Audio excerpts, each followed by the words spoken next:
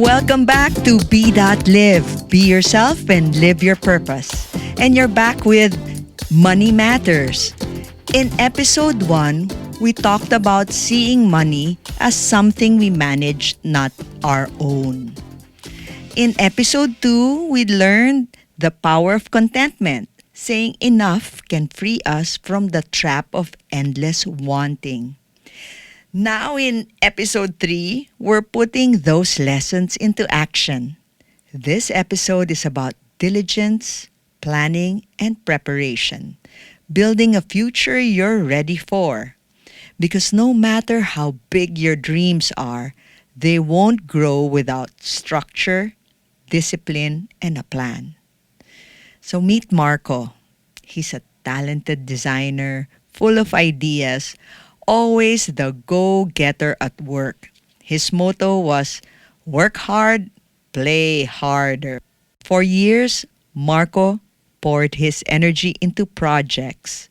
He stayed late and said yes to every client. Money came in, and so did the lifestyle. He loved nice things, travel, and spontaneous spending. Savings could wait, he thought. After all, he was young and earning well. But one day, everything changed. Projects stopped, the steady flow of income gone. And Marco, who worked so hard, suddenly realized he had nothing set aside. No savings, no plan, no safety net. The first few months were tough. He borrowed from his friends, sold some gear, and even skipped meals to stretch what little he had left. And that's when it hit him. He was great at working hard, but terrible at working wisely. Out of desperation, Marco started learning how to manage his money, not just earn it. He created a budget, built an emergency fund, and tracked every peso. He discovered that discipline wasn't punishment, it was protection. Fast forward a year later, he's back on his feet, freelancing, saving regularly, and finally feeling peace. Because now he doesn't just work hard, he works with a plan. Marco's story reminds us that diligence and hustle aren't the same thing. Hustle burns energy fast. Diligence builds steadily over time. You can work all day and still feel empty if you're working without direction. But when you work with purpose and plan your steps, even the small progress feels satisfying. Planning is an act of respect for yourself, your goals, and your future. And saving isn't greed. Saving is wisdom. It's saying, I want to be ready for the unexpected so I can keep moving toward my purpose even when life gets hard. So preparation doesn't mean fear.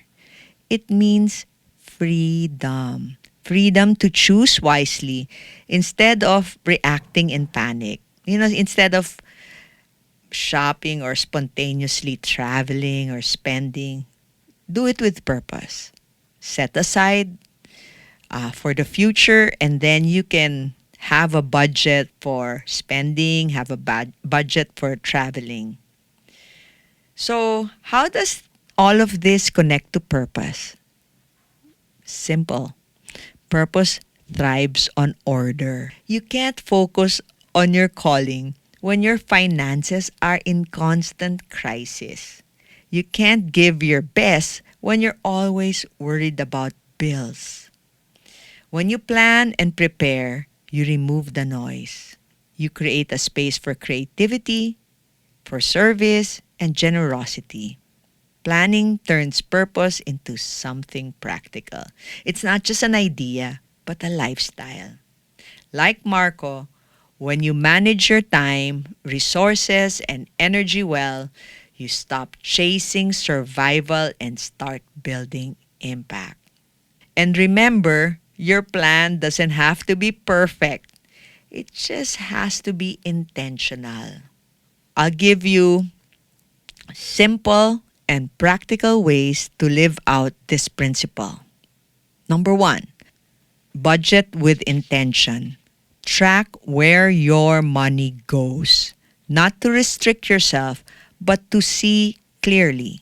Personally, I use an app called Money Manager, and I put all my bills, my savings there. Then I see there's the app has so much statistics, it has a graph, it tells you where your money is going and where your money is. Number two, save before you spend. Even small savings matter. It's not about the amount, it's about the habit. You save first before you spend. So meaning if you get your